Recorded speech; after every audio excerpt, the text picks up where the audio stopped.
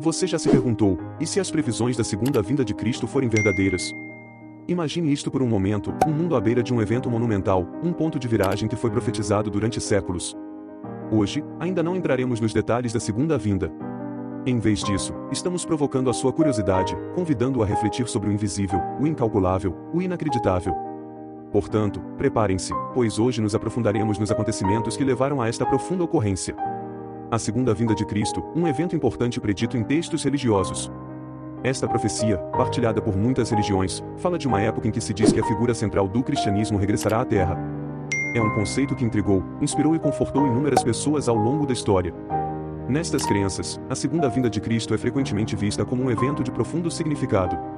É um momento de revelação e renovação, um momento que promete trazer uma nova era de paz e compreensão. No entanto, é também um momento de ajuste de contas, um período em que se diz que a justiça foi feita e a bússola moral da humanidade é posta à prova final.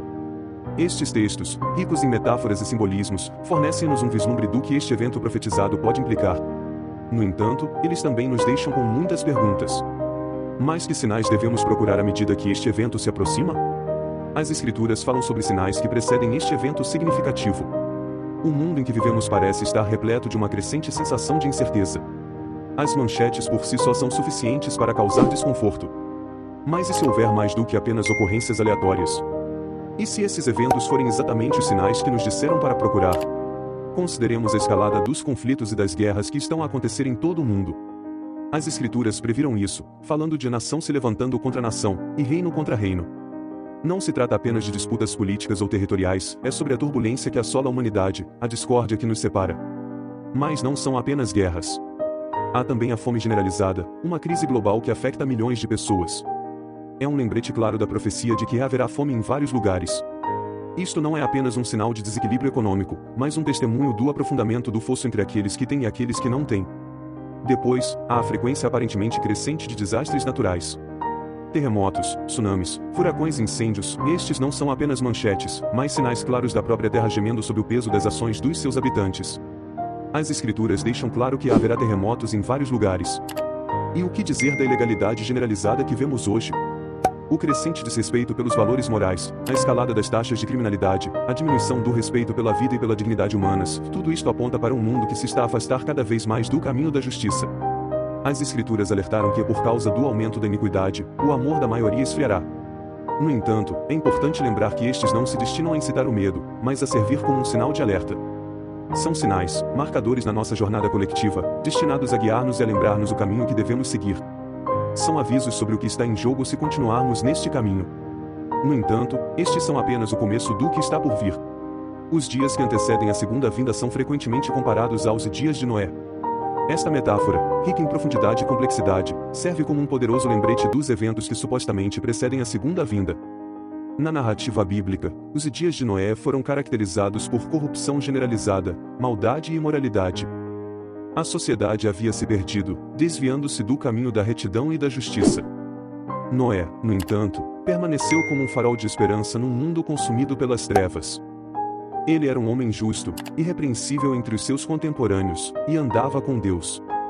Assim como Noé foi uma luz em sua época, haverá pessoas que manterão sua fé e integridade nos dias que antecederão a segunda vinda. Apesar do caos e da confusão que os possa rodear, estes indivíduos manter-se firmes nas suas crenças, incorporando a mesma fé inabalável que Noé demonstrou nos seus dias. Nos dias de Noé, Deus instruiu Noé a construir uma arca, um refúgio contra o dilúvio iminente.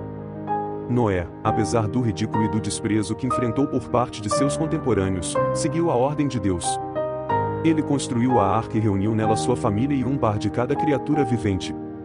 Da mesma forma, nos dias que antecederão a segunda vinda, haverá aqueles que atenderão às advertências e se prepararão para o que está por vir. Eles procurarão refúgio não numa arca física, mas na sua fé e no seu compromisso com a justiça. No entanto, também existem diferenças. Ao contrário do tempo de Noé, quando o dilúvio veio repentinamente sem aviso às massas, os eventos que conduzirão à segunda vinda serão graduais. Irão desenvolver-se ao longo do tempo, dando aos indivíduos a oportunidade de reconhecer os sinais e ajustar o seu curso em conformidade. À medida que as águas subiram na época de Noé, também aumentarão os eventos que levarão à segunda vinda.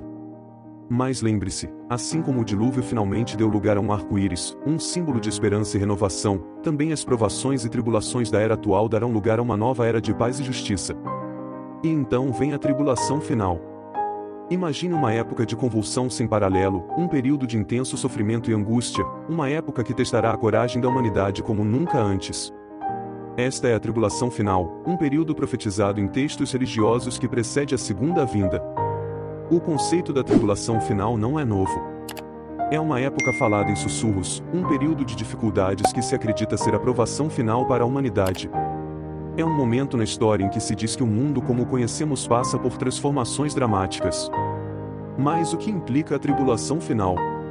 Acredita-se que seja um momento de grandes dificuldades, um período marcado por sofrimento generalizado. O mundo, tal como o conhecemos, será lançado no caos, com as nações colocadas umas contra as outras, as catástrofes naturais a causarem estragos e os valores morais a serem testados até aos seus limites. Apesar de ser um momento de grande turbulência, a tribulação final é também um momento de purificação. É um momento em que as verdadeiras cores da humanidade brilharão, em que o joio será separado do trigo. É um momento em que aqueles que permanecem firmes nas suas crenças, aqueles que se agarram à sua bússola moral apesar da tempestade que os rodeia, emergirão mais fortes. Este período é um cadinho, um teste de fé e um momento em que a força do espírito humano será posta à prova. É um momento em que as escolhas que fazemos determinarão o nosso futuro. É um momento em que nossas ações ecoarão pela eternidade. Mas é importante lembrar que a tribulação final não é o fim. É apenas um capítulo da grande narrativa da existência, um trampolim para um novo amanhecer. É uma fase que acabará por levar à segunda vinda, um evento importante que promete inaugurar uma era de paz e prosperidade. Mas em meio à tribulação, há esperança. A tribulação final, por mais angustiante que seja, é apenas um momento passageiro no grande esquema das coisas. É um momento de provação, sim, mas também é um momento de transformação, um momento em que a humanidade tem a oportunidade de superar o caos e alcançar as estrelas. Portanto, ao navegarmos pelas tribulações de nossas próprias vidas, lembremos-nos de que mesmo nas noites mais escuras, há sempre um amanhecer esperando para nascer. A segunda vinda de Cristo simboliza o alvorecer de uma nova era. À medida que o sol nasce, afugentando as trevas da noite, a segunda vinda de Cristo também trará um novo dia, uma nova época. Anunciará o início de uma época em que o mundo tal como o conhecemos será transformado e um novo reino será estabelecido. Um reino que não nasceu de mãos humanas, mas de origem divina.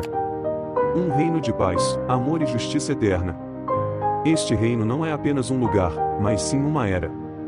Uma era de harmonia e felicidade sem fim, onde a tristeza e a dor não existem mais.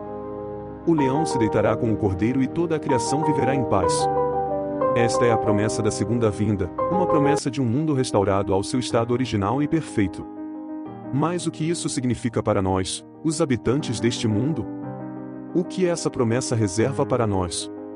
É a promessa da ressurreição. Os justos, aqueles que viveram de acordo com os preceitos do amor e da fé, serão ressuscitados. Eles receberão novos corpos, corpos imperecíveis, corpos que nunca experimentarão dor ou morte. Eles viverão neste novo reino, desfrutando da luz do amor de Deus, para sempre.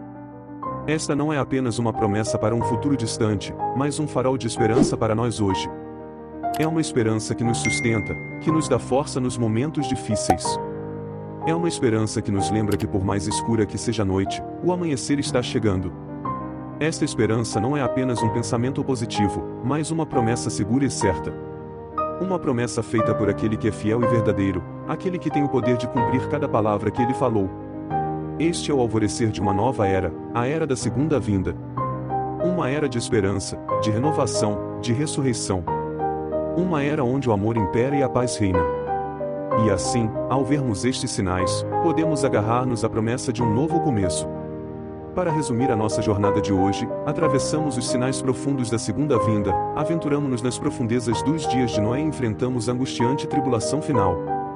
Vislumbramos também as promessas de uma nova era, um amanhecer repleto de esperança. Nossa exploração tem sido uma prova da intriga duradoura desses temas. Embora o futuro seja incerto, uma coisa é certa, a segunda vinda de Cristo é um tema que continua a fascinar e a provocar reflexão.